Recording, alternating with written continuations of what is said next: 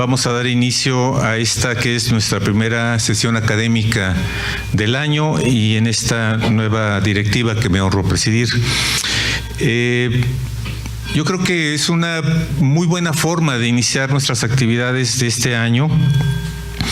En principio, por contar con una persona muy reconocida en su campo, en el campo de las ciencias médicas, y una persona que ha destacado y que ha trascendido por la buena práctica de saber comunicar las cosas más complejas que en ocasiones por los términos médicos resulta un poco difícil divulgarlo.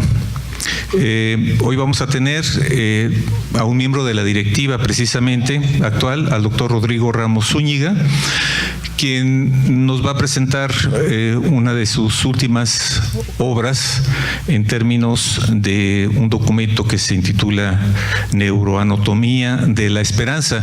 Y creo que en un ambiente donde la depresión y la desesperanza a veces quiere reinar, me parece que es formidable.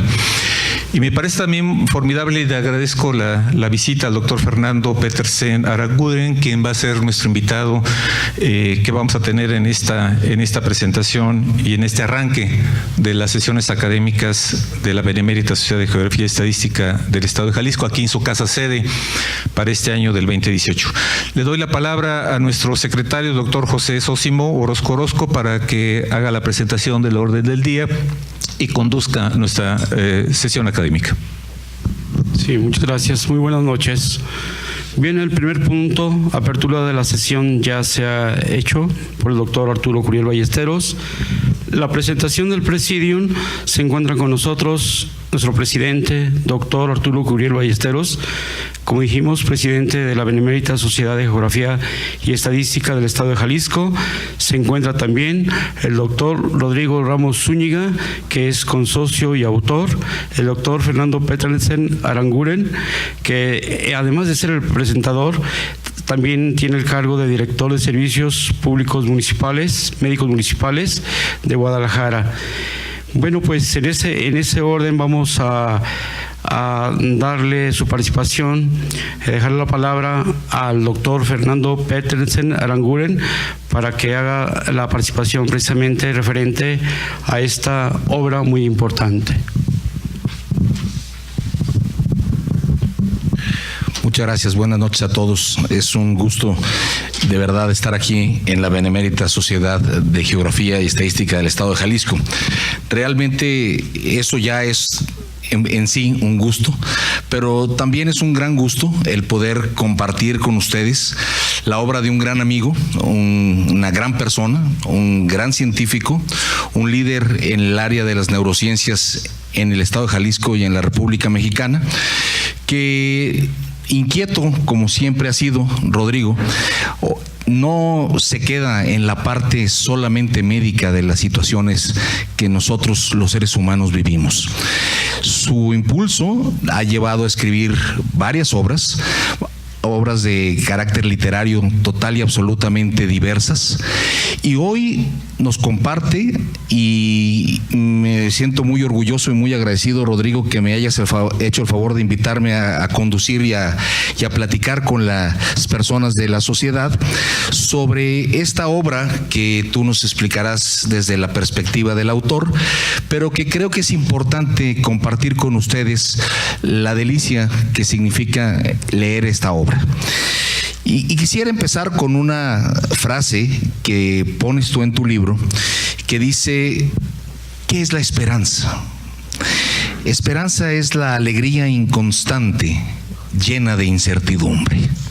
Creo que es una magnífica frase de un gran filósofo, Spinoza, pero que determina en mucho el pensamiento que tarde que temprano refleja en su obra Rodrigo, y que determina mucho de esta controversia filosófica que Damasio tiene con Spinoza, y por eso surgen las situaciones. Esta obra es una obra de 16 capítulos en la cual está dividido prácticamente en diferentes áreas. La primera es un área que habla sobre la teoría de la esperanza, sobre las teorías que existen, y preguntándome alguna vez ¿por qué me invitó a mí, Rodrigo, a compartir con ustedes esta obra. La verdad es que le estuve dando muchas vueltas y no podía encontrar la razón por la que me había invitado, hasta que leyendo el libro me encontré que tenemos 500 años discutiendo el mismo tema, ¿no? El tema de las emociones, el tema de dónde surge la emoción y de dónde surge la esperanza. Y es por eso que estoy seguro que nada mejor para alguien que piensa como Hipócrates, o sea, Rodrigo, ¿no? Médico, pero además cerebrocéntrico, en donde el cerebro es la parte más importante, ¿no? De su quehacer, de su pensar, de su vivir, de su tocar, ¿no? Vive en constante confrontación con la otra visión del mundo, la otra visión médica. La visión que en 1500 hace que surja un gran libro y dice: el corazón se mueve, de motus cordi, el primer gran libro de medicina en el cual surge este gran conocimiento de que el corazón, había un órgano que se movía, y este corazón ha sido estudiado por muchísimas gentes, ¿no? Y yo creo y estoy seguro que Rodrigo me invitó a comentar esto para seguir con la discusión bipolar en el sentido del área cerebrocéntrica que él representa con la teoría cardiocéntrica que yo represento como cardiólogo. ¿Sí? Hay que entender que la cerebrocéntrica era más impulsada por el médico, por Hipócrates, mientras que la cardiocéntrica era impulsada por el gran filósofo de la época, Aristóteles. Entonces, no nos vamos a discutir la cardiocéntrica y la cerebrocéntrica, pero creo que es importante en este escenario, en este contexto, empezar a hablar sobre la obra de Rodrigo Ramos. Esta obra, además, es importante porque se basa también en una teoría que se llama teoría de la esperanza. Esta teoría de la esperanza explica el proceso conductual de por qué las personas elegimos una opción de comportamiento sobre otra elección. Esta teoría de la esperanza, que viene siendo manejada desde hace tiempo en la psicología, hoy nos abre una gran oportunidad de este libro para que nos adentremos a entender que mucho de lo que pensamos, que mucho de lo que sentimos, que mucho de lo que vivimos, no es solo una determinación conductual, sino que tiene una esencia biológica, una esencia que hoy entendemos a partir de la fisiología y no nomás de la neuroanatomía. El libro, del cual me permitiré leerles unos párrafos que creo que son muy importantes, además de llevarnos hacia la neuroanatomía, y mucha gente dirá, si no soy neurólogo y neurocirujano, va a estar muy complicado entender este libro. La verdad, primero nos invita a entender la esperanza, y nos invita a entender la esperanza de dos formas. Primero, en una narrativa muy importante que empieza con un capítulo que se llama Esperanza sin prescripción. Y creo que esta es una parte importante de lo que viven una enorme cantidad de personas que tienen cáncer. O sea, un cáncer que después de enfrentar una y otra vez a un médico que todavía no sabe que tiene uno, finalmente llega la conclusión de un estudio histopatológico que dice: señor, tiene usted cáncer. Y entonces el telón se vuelve a abrir y dice Rodrigo, el facultativo, con rostro frío, repasa la lectura de los últimos hallazgos. Y esos son momentos desgarradores que pueden ser llenos de esperanza o llenos de desesperanza. En esta descripción oncológica dice Rodrigo: esta fue la última vez que fui a un oncólogo. ¿Por qué? Porque estoy decidido que nadie puede robarme la esperanza. Esta parte es muy importante. ¿Cuánta gente se le dice tienes cáncer y no hay nada que hacerte? Esa esperanza no nos la puede robar nadie. Hay fronteras también de esperanza, y en este segundo capítulo de Fronteras de Esperanza nos habla de la esperanza de los migrantes. Ese gran grupo de personas que ven en otros lugares, en otras latitudes, y dejando todo, algo diferente. Una alegría, como la describíamos, inconstante y llena de incertidumbre. Ahí, en este capítulo, ¿no?, quisiera resaltar algo muy importante que escribe Rodrigo. Dice: la esperanza tiene dignidad y requiere dignidad. Situaciones muy importantes de las cuales a veces no pensamos en las categorías y las cualidades de la esperanza. El tercero se llama Regresará, y es un texto en el cual la esperanza dice no tiene sus razones, pero hay algo más fuerte que los medicamentos que nos hace vivir. Tiempos mejores está muy al momento, tiene que ver con el marketing, ¿no? Siempre estamos esperando qué más nos van a vender. Y tenemos el iPhone 4 y queremos el 5, y tenemos el 5 y esperamos el 6, y tenemos el 6 y ya llegó el 10, ¿no? Entonces, es importante. Pero esto es muy importante porque Rodrigo describe, ¿no?, que el marketing logra inducir una conducta, y es algo tan elemental como manipular la esperanza aplicándola a un proceso social masivo. Y hoy día lo vivimos todo el tiempo en todas las formas de comunicación, en las famosísimas áreas de la política mexicana. Más allá de una estrategia para inducir una reacción, el futuro está contenido en actitudes proactivas, productos de la reflexión y la información educada. Después viene la carrera más difícil, y es la carrera que corren los que no pueden correr, los que están en rehabilitación física. No sé si todos han tenido la oportunidad de entrar en un proceso de rehabilitación, pero es un proceso tan lento, ¿no?, que realmente se requiere de una enorme esperanza para salir y verle final al proceso de la rehabilitación de cualquier tipo, llámese rehabilitación física, llámese rehabilitación psicológica, llámese rehabilitación cardíaca, de cualquier tipo, ¿no? Después viene un capítulo sobre sustratos neurobiológicos y circuitos neuronales. Y aquí es importante cómo Rodrigo habla de toda la neuroanatomía, pero también habla de la filosofía, y habla de que Descartes sustentó por mucho tiempo la posición de que hay una glándula en el cerebro que conocemos como glándula pineal, y durante muchísimo tiempo se pensó que ahí estaba el alma de los individuos. Había que ir a entender el alma de los individuos.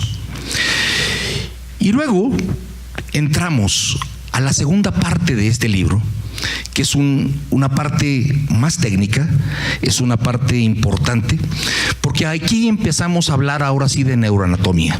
Se llaman los circuitos neurales de la esperanza. Y Rodrigo nos habla brevemente, pero de forma muy concisa, que la corteza prefrontal en la región media, basal y lateral, además de las regiones de la subcorteza, conforman uno de los circuitos más relevantes para la regulación y control de las conductas, entre las cuales se encuentra la esperanza. Creo que muy pocas personas nos dábamos el tiempo de pensar si había un sustrato anatómico para los valores, si eran simplemente situaciones aprendidas, filosóficas, o si había un sustrato realmente anatómico que nos hiciera que nosotros, nomás por ser quienes somos, tenemos la capacidad anatómica de tenerlo. Estos circuitos hoy se conectan a través de varios sistemas, y Rodrigo describe los circuitos de recompensa a través de circuitos dopaminérgicos, glutaminérgicos, GABAérgicos, que se encuentran y se involucran con áreas relacionadas con la resiliencia, que después habla de manera muy importante. Un mecanismo fundamental para entender este proceso de una conducta reactiva o proactiva es el estar reforzando. Y es importante que la anatomía, que se configura como la anatomía de la esperanza, por una parte tiene una parte de información que necesita ser reforzada y por otra parte una área que requiere mecanismos que tengan una conducta proactiva. La corteza frontal ventromedial resulta uno de los elementos más importantes y cuando esta zona se altera, el individuo pierde la capacidad de razonamiento social y de razonamiento moral. El cíngulo, que es una estructura cerebral más interna, es una de las estructuras que establecen el nexo que hay entre un sistema límbico más primitivo, más básico, y un trastornado irrelevante en la conducta que caracteriza el síndrome cingulado anterior, cuya presentación clínica es la falta de personalidad. Entonces empezamos a entender, ¿no?, que lo que somos tiene un gran sustrato neuroanatómico. Por supuesto que pensamos de ciertas maneras y hay una enorme cantidad de situaciones, pero también hay estructuras que van determinando lo que nosotros pensamos. La ínsula anterior es un área importante para determinar la área de la desconfianza, de la traición y del riesgo. La amígdala está representando uno de los relevos emocionales para los estímulos ambientales y es importante también en la toma de decisiones. Nos lleva después a la esperanza y la evolución humana. Sigue ahí y pone un poema muy importante que muy probablemente lo conozcan, se llama Invictus. De hecho hay una película que se hizo al respecto de este poema sobre Nelson Mandela. Después habla de esperanza y sociedad, ¿no?, en donde la toma de decisiones, la motivación, la función ejecutiva son estructuras fundamentales de este triángulo en el cual el conocimiento nos determina. Hans Berger, cuando inventó el electroencefalograma, postula de primera intención que para lo que él hizo el electroencefalograma era para leer la mente. El interés ha sido saber qué está pasando adentro de esta gran estructura a la cual le llamamos cerebro. Es importante que el estado afectivo nosotros lo entendemos o principalmente lo manejamos alrededor de una reacción placentera. El placer es relevante, muy importante para la felicidad, pero existe un vínculo, no solo histórico, sino también neurobiológico. Todas estas situaciones nos llevan a entender la bioquímica cerebral de los efectos psicoemotivos y cómo aspectos de la conducta moral son resultados de un cóctel de neurotransmisores y no nomás una serie de valores aprendidos y una serie de conocimientos leídos o experimentados. La dopamina y péptidos como la misma oxitocina, los vasopresina y los péptidos opioides hacen relevos neurales hoy día conocidos, hoy día fundamentales, que nos permiten entender cómo pensamos, por qué pensamos. Y hoy día también tendremos que abrir nuestra mente y abrir nuestro cerebro y abrir nuestro corazón a entender que a veces la comunicación entre los seres humanos es tan compleja y tan diversa, porque no solo es la educación, sino la propia estructura neuronal, la propia estructura de neurotransmisores, las que nos facilita o las que nos permite de manera definitiva llegar a entender esto. La empatía como vinculación del cerebro social y la esperanza, las emociones morales que están codificadas para su percepción social en la corteza temporoparietal, el conocimiento conceptual en la corteza temporal anterior, el pensamiento abstracto en la corteza prefrontal anterior, medial y lateral. Es decir, todo lo que sentimos, todo lo que vivimos tiene una expresión neuroanatómica. Ese es uno de los grandes aportaciones que hoy este libro de Rodrigo Ramos nos trae. La neurociencia, como parte de la conducta altruista y la relación con la esperanza, nos habla también de en dónde se localiza esta área prefrontal, la dimensión moral del cerebro humano y los valores morales que tienen un enlace puntual con los valores sociales y que determinan y son una estrategia de supervivencia. La oxitocina, uno de los péptidos cerebrales más antiguos en la evolución de los mamíferos, determina la conducta de adaptación, la de protección, la de cuidado preparatorio durante el parto y la del cuidado de las madres a sus crías. Todos estos neuropéptidos son productos biológicos que tienen que tener un sustrato y que tienen que expresarse para que tengamos esto. Dice Einstein que la emoción más hermosa y profunda que podemos experimentar es la sensación de lo místico.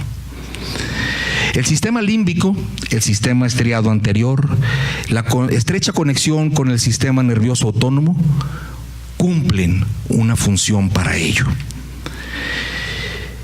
Hay esperanza y desesperanza en la salud.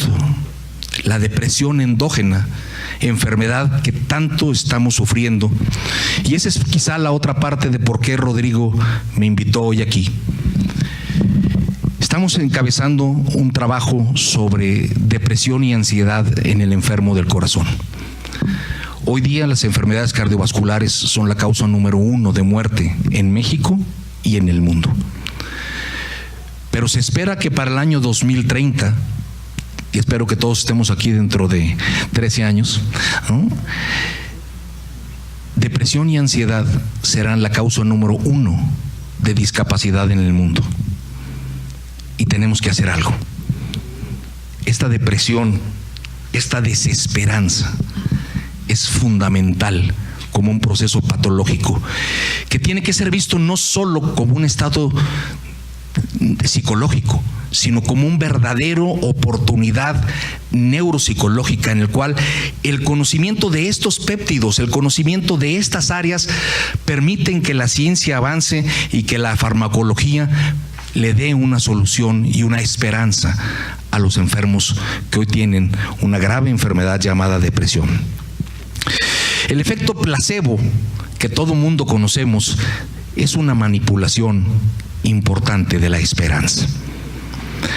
La experiencia dolorosa o nociceptiva es una experiencia única que no solo involucra mecanismos neurobiológicos, sino también una experiencia emocional en un contexto social específico. Y dice Rodrigo, los hombres no lloran. El efecto placebo. Existen, por supuesto, que muchísimas evidencias documentadas que hablan del proceso de activación de sistemas de dopamina, de sistemas mesolímbicos y de sistemas mesocorticales.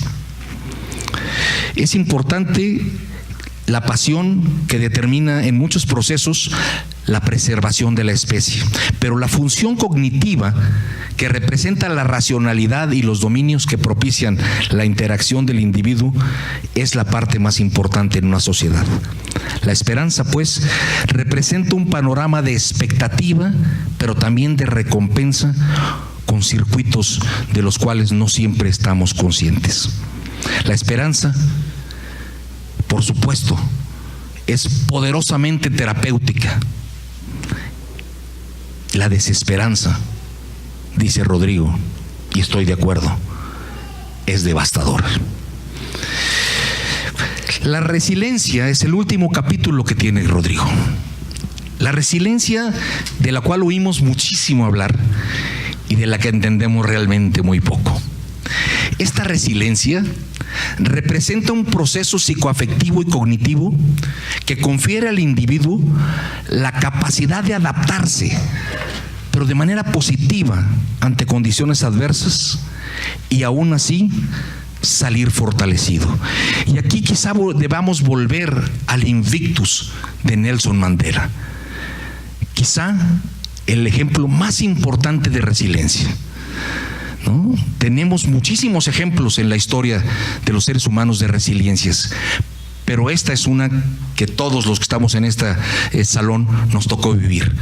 Sin duda, Nelson Mandela, un ejemplo importante de resiliencia. Después viene el epílogo y Rodrigo dice: la esperanza es movimiento, la esperanza es acción, la esperanza es mantener un cerebro proactivo. La mayoría de las emociones sociales también se consideran emociones morales y por eso hay que contenerlas y hay que tenerlas siempre en forma proactiva. Finalmente, los últimos capítulos se da el tiempo, Rodrigo, de revisar la historia, de revisar qué piensa, qué ha venido pensando la gente sobre la esperanza. Y tenemos gente como Jalil Gibran, como Martin Luther King, como Nietzsche, como Baltasar Gracián, como Facundo Cabral, etcétera, etcétera, etcétera, que nos hablan sobre la esperanza. Creo que es una compilación muy importante, creo que es una compilación muy amena, creo que es un libro que todos deberíamos de leer, no solo para entender lo que hasta hace poco no entendíamos, que era el comportamiento de los demás seres humanos. Queremos que nos entiendan, queremos que sepan lo que sabemos, queremos que se comporten como nos comportamos. Y hoy día la neurociencia nos dice que a pesar de tener estructuras ventrales, límbicas, mesocentrales, temporales iguales, hay neuropéptidos que funcionan de manera diferente. Hoy este libro, que les invito a que todos lo lean y que todo mundo lo disfrute, porque la verdad su manera de escribirlo es sensacional, nos invita sobre todo a ser mejores seres humanos. La esperanza no solo como una virtud teologal, sino como una realidad neurobiológica que tenemos todos los días. Muchas gracias.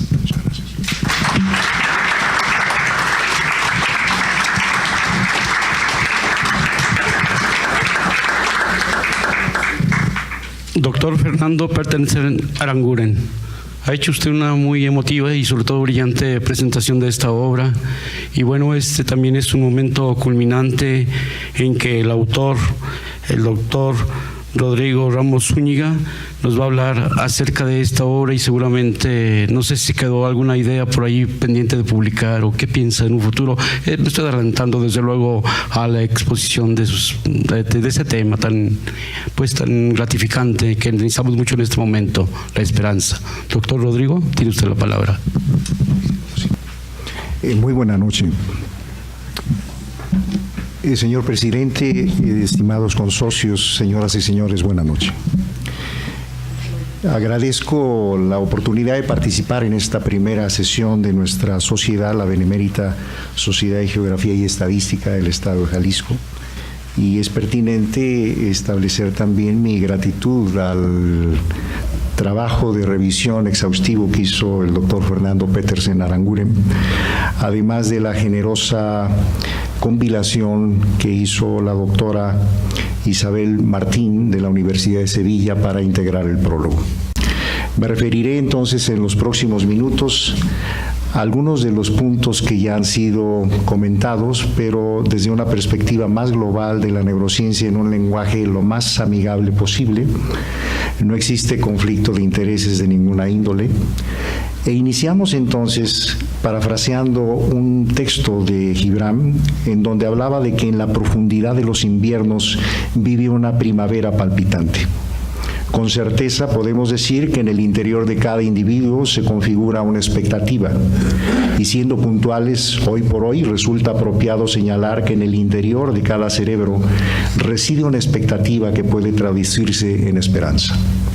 Las emociones morales o de alto rango o complejas, o emociones también llamadas prosociales, han sido analizadas con más detalle a la luz de los avances tecnológicos de la neurociencia y particularmente la neurociencia cognitiva. De tal manera que nos acercamos poco a poco al discernimiento entre los datos duros de la ciencia y sus correlatos más distinguidos desde la filosofía, la historia, la antropología, como también de las mismas expresiones de arte arte, en donde existe una gran cantidad de ejemplos a propósito de cómo la palabra, el texto, el análisis sobre la esperanza en diferentes connotaciones teológicas, históricas, filosóficas y psicobiológicas han ocupado buena parte de la búsqueda en el pensamiento humano. Perseguimos una herencia del conocimiento que cautivó a los primeros usuarios de este intelecto para identificar en principio que la conciencia y la función pensante eran algo etéreo, metafísico, místico, casi solo explicado por la divinidad y destinado a los sabios expertos en la heurística y la hermenéutica. Desde la res cogitans de la estructura hasta el pienso y luego existo, surgió la búsqueda permanente del asiento del alma, aquello que se postuló como un reto común para el ser humano, en donde buscábamos identificar las áreas del conocimiento formal y no formal, al asumir la dualidad del ser humano, el cuerpo y el alma, a pesar de las escasas evidencias. Da Vinci, Miguel Ángel y muchos otros creativos hicieron lo propio en su época, intentando discernir cuál era la estructura ligada a la expresión del pleno conocimiento, y esta es una de las imágenes de la parte central de la Capilla Sixtina, en donde para los críticos de arte la creación del hombre está ligada a la creación del intelecto. Su conocimiento de las estructuras cerebrales han permitido identificar un lóbulo frontal, un parietal, hasta un cerebelo, si lo vemos en esa conformación por el acceso que tenían a las autopsias y a las disecciones desde el punto de vista anatómico. La filosofía, a través de diferentes construcciones teóricas, postuló en su momento la configuración de la conciencia y sus límites, a través de paradigmas que conjugaban la metafísica con algunos intentos más pragmáticos, como la percepción aristotélica de que el cerebro era una especie de radiador para estabilizar la temperatura corporal. De esta manera surgen los humores, desde Empédocles a Hipócrates, la bilis negra, la bilis amarilla, la flema y la sangre, el licor de las cavidades ventriculares, el cuarto ventrículo por donde circulaba el espíritu animal, las propuestas de Galeno, Vesalio, el senso comune de Da Vinci, en donde trazaba unas coordenadas en donde existía el sentido común, la pineal de Renato Descartes contrastaba también con la total oscuridad de la masa encefálica. Seguíamos replicando, como en el tiempo de los egipcios, que el cerebro era una masa inerte, desconocida y además innecesaria para pasar con Anubis al otro mundo. Esta es una imagen casi contemporánea de los estudios hechos en las momias en Egipto, en donde se identifica el sitio en la base del lóbulo frontal en donde se extraía el cerebro como parte de los procesos funerarios y que no era necesario para la preservación de la otra vida. En cambio, el corazón era muy importante que se preservara.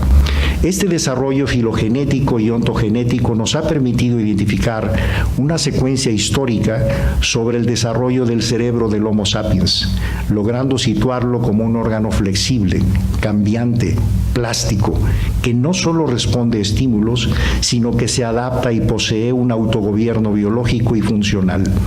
Es esta condición lo que le confiere una autonomía particular que va más allá de la visión reduccionista de un órgano.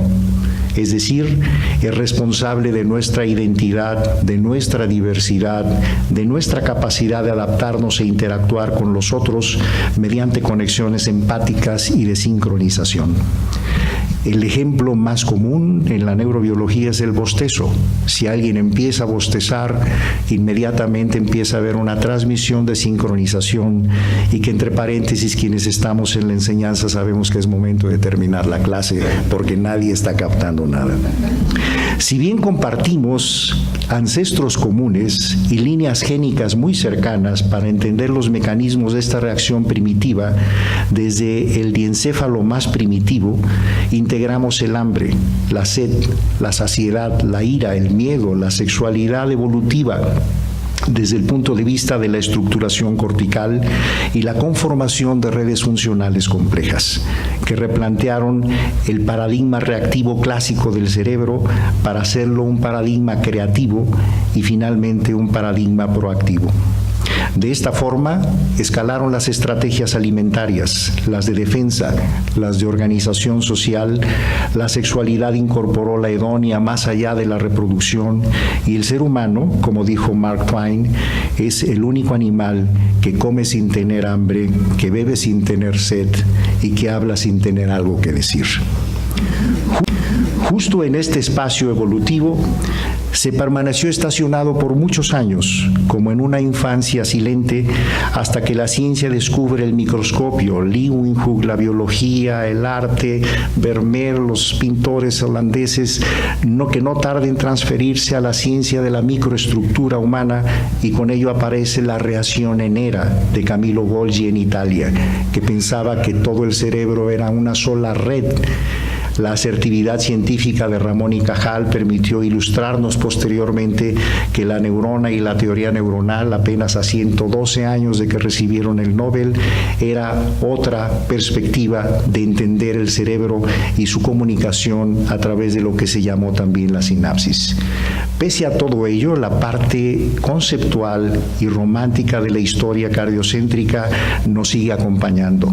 Predomina como centro de los afectos las emociones, al traducir la taquicardia como enamoramiento y configurarle un importante escenario en todas las expresiones de la creatividad, la música, la literatura. Las fibras de Purkinje funcionan para otra cosa, como lo sabe el doctor Petersen, pero en nuestra cartografía funcional, nuevos mapas, nuevos genomas, el conectoma, nos han planteado entonces a un cerebro pletórico de información y con diferentes dominios corticales y dominios subcorticales que no solamente definen el origen de la neurociencia cognitiva y sus componentes más trascendentes, la conciencia, la orientación, el GPS cerebral que fue motivo de Nobel hace 2 o 3 años, la memoria, el juicio, el lenguaje, la abstracción, el afecto, etcétera, también nos propone el rol de la interacción del cerebro con otros cerebros, que es el cerebro social y las emociones complejas. Es ahí donde encontramos la empatía, la sincronización conductual, la solidaridad, la cooperación, el altruismo, la reciprocidad, la resiliencia, la capacidad de abstracción de alto rango, la inducción, la deducción, la síntesis, el análisis, etcétera. Por ello, muchos de estos procesos que parecían inherentes solamente al Homo sapiens, hoy entendemos que van más allá de esta conceptualización cardiocéntrica. Siempre va a ser más romántico ver un corazón con una flecha que ver un cerebro con una flecha. Y de paso les acabamos la mercadotecnia de la próxima semana, del 14 de febrero. Por ello entonces, para el caso del Homo sapiens y la conducta de la maternalización es probablemente, como se comentó, uno de los primeros ejemplos sobre la conducta moral de los animales. A su vez, es el mismo circuito de la expectativa y de la recompensa, el mismo circuito de las adicciones. Es por ello que la esperanza supone una interacción compleja que va más allá de estos esquemas primitivos de recompensa y de placer con sus respectivos reforzamientos. Puede darse en función a la expectativa de un premio, como todos esperamos un reconocimiento, o puede darse también por la ausencia de penalización, que es lo que configura el síndrome de Estocolmo, en donde la persona se enamora de su secuestrador, y que eso confiere también un escenario de carácter social en donde existen fenómenos muy consecuentes con las dictaduras y los regímenes de dictación. Supone también la participación de fenómenos cognitivos complejos, la temporalidad, el futuro. La esperanza necesariamente involucra al tiempo hacia el futuro y permite entonces a través de la predicción que podamos establecer una serie de toma de decisiones que pueden ser inmediatas, como en el trastorno de déficit de atención, donde predominan los impulsos y hay más acelerador que freno, o el cálculo de los riesgos, como la teoría de las apuestas de Iowa, que fundamentan entonces la toma de decisiones en función al riesgo-beneficio, y con ello la planeación es parte también de esta esperanza y de la ejecución premeditada de acciones y conductas proactivas. Para que se configure la esperanza que pensamos que era exclusiva del Homo sapiens, este es un estudio de American Scientific en donde a un bebé en una comunidad totalmente silvestre con malformaciones congénitas, la comunidad de chimpancés lo cuidó por 2 años hasta que tuvo una muerte natural. De tal forma que la cooperación, el altruismo, es inherente a parte de la conducta primaria de los mamíferos y de los primates y permite entonces establecer, más allá de escenarios de carácter motivante o de sublimación, que hay condiciones primarias que aún siguen siendo vigentes. Uno de los primeros Homo sapiens descubiertos, 300.000 años, tiene diferencias en su volumen y en su caracterización con los últimos Homo sapiens y bastan 114 días en una estación espacial para que haya también reconfiguraciones de la corteza cerebral en términos de la plasticidad. Con ello entonces identificamos una serie de estructuras que ya fueron señalados, que integran la expectativa, el estado de equilibrio del individuo y una serie de procesos cognitivos y psicoemocionales que van a integrar la esperanza. Distintos escenarios concurren con la expectativa ligada a la toma de decisiones. Hoy por hoy la mercadotecnia, dígase neuromarketing, juega con estas posibilidades y genera entonces una decisión de compra, promueve una tendencia, provoca un consumo e incluso puede generar un voto electoral. Diferentes transiciones entre la esperanza básica y la más compleja promueven el status quo y reaccionan concretas en el individuo y su interacción social. Tiene un poderoso efecto en el extremismo y en el fundamentalismo conductual como orígenes de trastornos sociales y usualmente puede conjugarse con el placebo o el nocebo en toda una gama de alternativas terapéuticas propias de nuestro arsenal sociocultural. Nadie sabe cómo actúa, pero la persona se siente bien. La distorsión de la esperanza también existe y se traduce en desesperanza.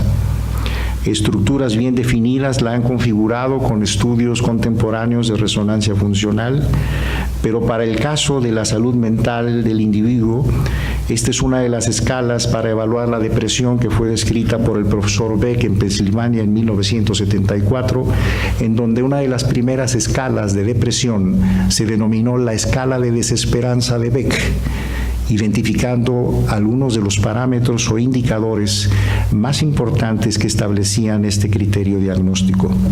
Algunos síndromes explican muy bien este fenómeno y han sido objeto de muchísimos estudios. Uno de ellos el caso del señor Phineas Gage, en donde una lesión traumática en el lóbulo frontal del lado izquierdo reconfigura todo su patrón de conducta, y el profesor Harlow, que lo describe como un caso clínico en 1848, describe textualmente su comportamiento. Es impulsivo, irreverente y en ocasiones da rienda suelta a la blasfemia, algo que no era su costumbre. Muestra poco respeto por sus compañeros, es impaciente, incapaz de retener consejos. Es obstinado, caprichoso, vacilante. Crea planes de acciones futuras que en lugar de ser planificadas de forma adecuada son abandonadas. En este sentido, su mente cambió radicalmente. Tan decisivo fue el cambio que sus amigos y conocidos dicen que ya no es Gage. Pudiera parecer la descripción de personajes contemporáneos en estas coordenadas o coordenadas transfronterizas, pero es un fenómeno bien reconocido desde hace mucho tiempo de cómo también esto modifica la conducta. Con ello nos acercamos finalmente cada vez más a la comprensión y a la dimensión moral del cerebro humano. Por ello, representa una única posibilidad de lograr un punto de equilibrio entre el bienestar intrapersonal e interpersonal ligado a la convivencia social. A partir de las emociones, con relevos cognitivos de alto rango, la educación, dígase también neuroeducación, forma parte de ello en los procesos de moldeamiento básico y plástico de la corteza cerebral para generar nuevos formatos de comunicación humana.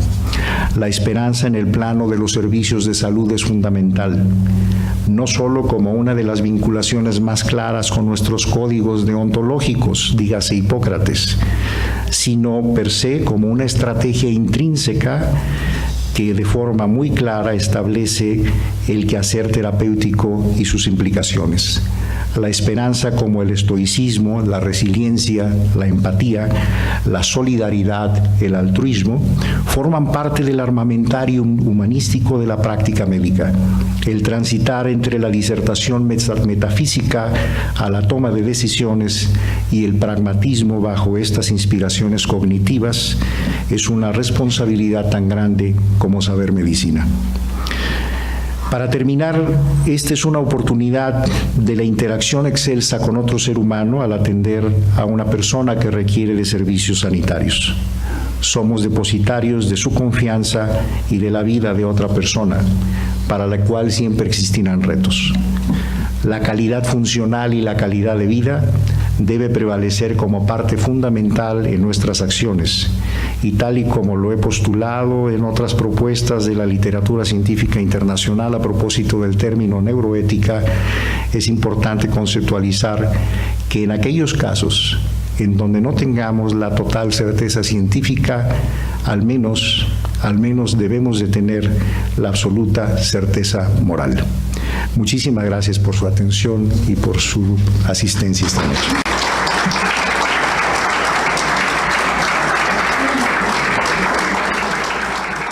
De acuerdo con la orden del día, pues continuaríamos, pero antes, desde luego, de dar paso a una sesión breve de preguntas y respuestas, pues queremos agradecer la presencia de una persona muy estimada por esta institución, que es nuestro expresidente, doctor Silviano Hernández González. Y continuando, pues es de agradecer esta exposición, desde luego que nos da una literatura científica, y vamos, como habíamos señalado, a abrir el espacio breve. Tenemos unos minutos todavía de preguntas y respuestas por nuestro presentador y también por nuestro autor, Rodrigo Ramos Zúñiga. Adelante, por favor.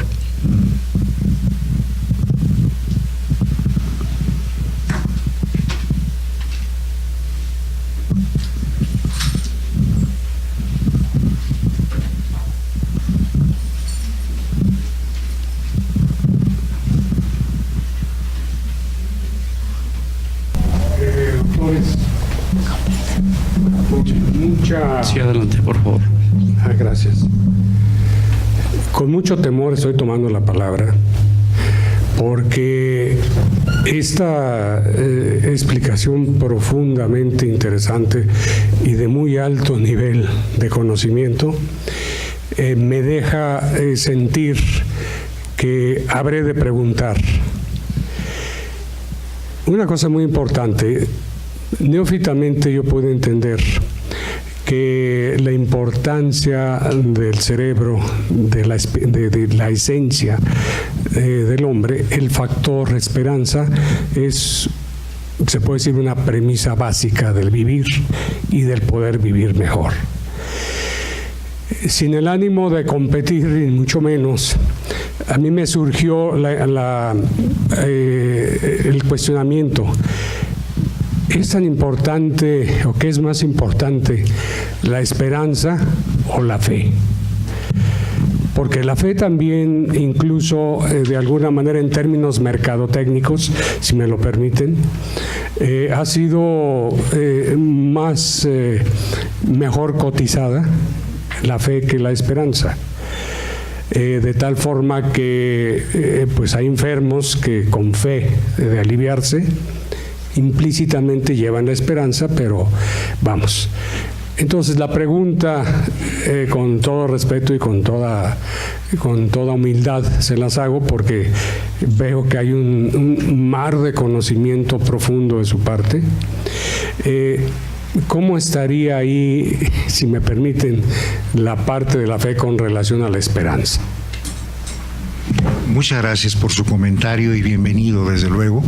Curiosamente, comparten los mismos escenarios desde el punto de vista estructural en el lóbulo frontal. y se trata de emociones morales o de emociones de alto rango que casi trabajan, por decirlo así, de forma conjunta, no podemos disociarlas una de otra. Algunas de ellas entran en el terreno del libre albedrío y de la toma de decisiones, en donde el contexto sociocultural permite que la fe pueda adjudicarse a cierto tipo de patrón desde el punto de vista de los referentes religiosos, filosóficos, culturales, etcétera. Pero se configuran entonces como parte, la parte que se señalaba como la parte proactiva, es la parte que permite entonces que más allá de que la expectativa se vea como algo pasivo, que la esperanza sea como algo pasivo, eso conecta entonces con una serie de conductas proactivas en donde involucran el querer hacer algo, el quererse mover. Parafraseando a Galeano, que hablaba sobre la utopía, es exactamente lo mismo. Dice, ¿para qué sirve la utopía? Cuando yo me muevo, ella se mueve. Pues para eso sirve, para caminar. Y este es entonces un ejemplo muy puntual que permite una interacción entre estos elementos que son parte todos de la misma red de emociones morales. Yo quisiera, sin meterle acicate a Rodrigo, pero el próximo libro va a ser sobre la fe. Este nomás viene de la esperanza, ¿no? Y ahí sí estoy seguro que no me voy a invitar de comentarista, porque la fe y el corazón no van. La esperanza sí, la fe como que esa es una parte más interna del cerebro medio, ¿eh? Bien, adelante con una pregunta más, por favor. Muchas gracias, por supuesto, con mi mayor reconocimiento también. Alguna vez, doctores, tuve yo el gusto, y digo el gusto porque además de haber sido un autor que desde nuestras edades de bachilleres, no hace mucho por supuesto, teníamos lecturas de ese tipo orientadas por nuestros maestros, y hubo un personaje que particularmente nos llamaba la atención porque era un filósofo, sociólogo, en fin, era un personajote, que fue don Erich Fromm. Y ahí, pues, aparte del arte de amar, que era obligado en esos tiempos su análisis, un día, y fue de sus últimas obras que escribió cuando todavía radicaba en los años finales de los 60, por ahí en Cuernavaca, que se llamó La Revolución de la Esperanza. Es una obra poco leída.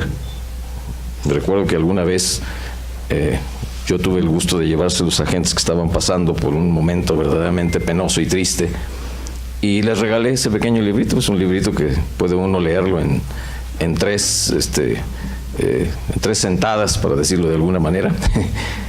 Y ese libro plantea, cuando habla de la revolución de la esperanza, dice que esta, para efectos de que pueda generar, primero Fromm hace una reflexión que tiene que ver con que cuidemos, y precisamente es algo que nos está pasando en estos tiempos, cuidar que la sociedad frente a la tecnología tenga sus precauciones. Dice, porque corremos un riesgo, dice el filósofo, que al ratito seamos solo, en el ámbito de la sociedad, un engrane más de esa maquinaria, fría, que regresa, que se repite, etcétera, etcétera.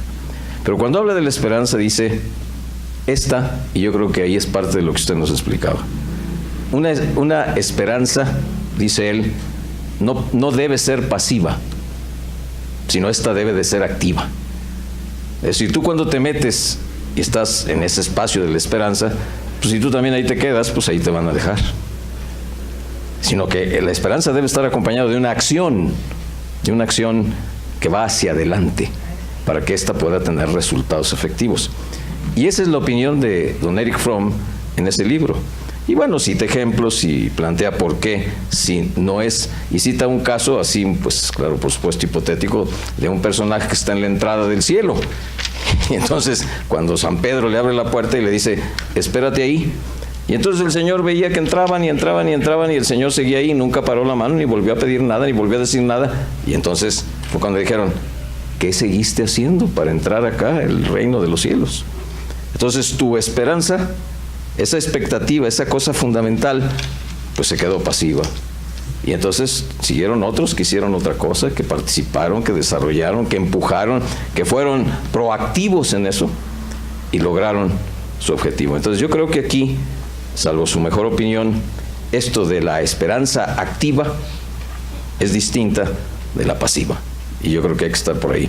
No sé cuál sería su opinión, lo recuerdo porque a mí me causó un buen impacto y además recomiendo la lectura, ustedes seguramente ya lo habrán hecho, de ese pequeño libro que se llama La Revolución de la Esperanza de Erich Fromm, porque es muy actual y es de allá de la mitad, poco adelante de la mitad del siglo XX. Muchas gracias y nuevamente felicidades, mis estimados doctores.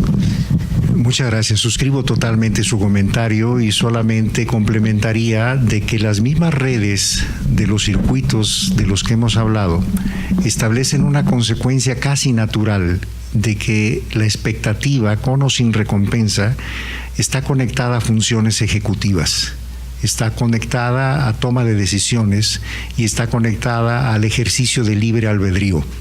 De tal forma que si la expectativa, dígase la esperanza, no se conecta con una función ejecutiva, no funciona, no nos sirve para fines de tomar decisiones. Y eso entonces entraría más bien en un estado de apatía que permite entonces que se dé una condición como de parálisis conductual. Y desde el punto de vista social, una esperanza que no se conecta con una acción o con una función ejecutiva no nos sirve, se quedaría a mitad del camino.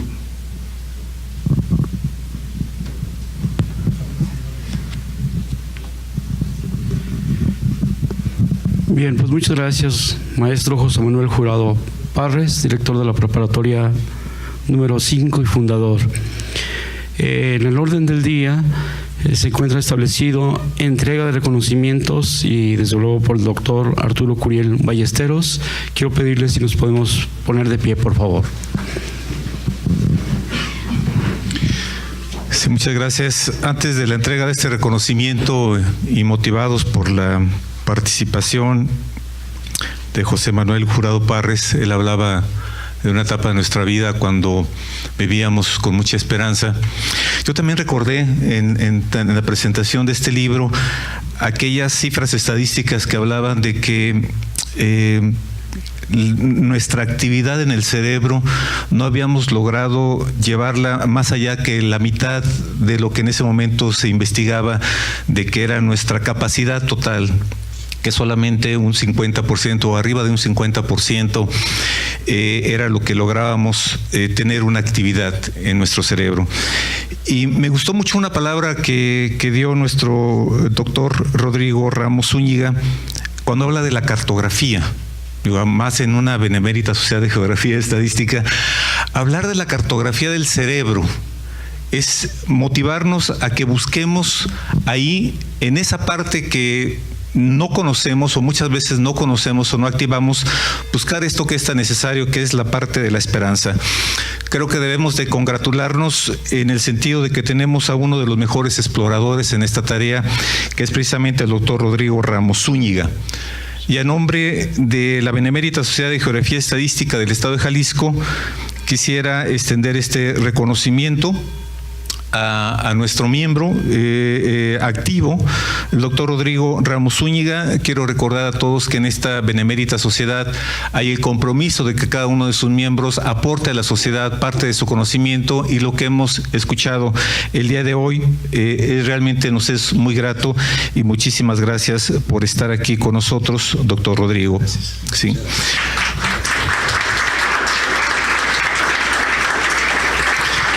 Y al mismo tiempo entregar un reconocimiento a nuestro invitado, el doctor Fernando Petersen Araguren, pues que escucharlo fue una delicia, poder conocer y poder interpretar la obra de este magnífico autor.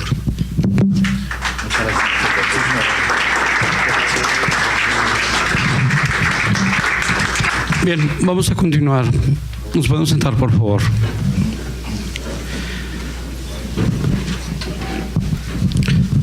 Tenemos dos avisos, invitaciones para todos. El martes 13 de febrero a las 10 horas, guardia de honor en la rotonda de los jaliscienses ilustres por el 238 aniversario del natalicio de don Valentín Gómez Farías. Desde luego se les recomienda, se les pide por favor a nuestros socios portar venera.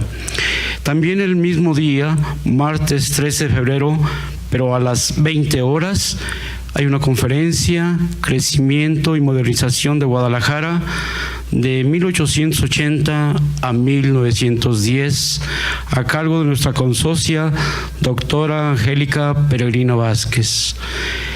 Bueno, y continuando con esta brillante exposición de nuestra primera sesión, los invitamos desde luego a un pequeño convivio aquí a un lado.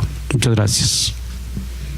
Perdón, nos queda pendiente una actividad todavía, que es la clausura de la sesión. Pues como ustedes saben, hoy es nuestra primera actividad y ante tantas personas importantes, brillantes, caray, pues se conviven un poco, pero seguramente en las siguientes sesiones todo va a ser de maravilla.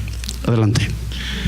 Sí, muchísimas gracias. Antes de terminar la sesión, quiero manifestar de que les agradezco mucho su presencia, les agradezco mucho su interés en la ciencia y de poder estar aquí compartiendo una hora de nuestra vida para hacernos reflexionar no solamente en nuestra cultura, en nuestro compromiso con la vida, sino en cómo ser mejores seres humanos. Muchas gracias y se queda cerrada la sesión del día de hoy.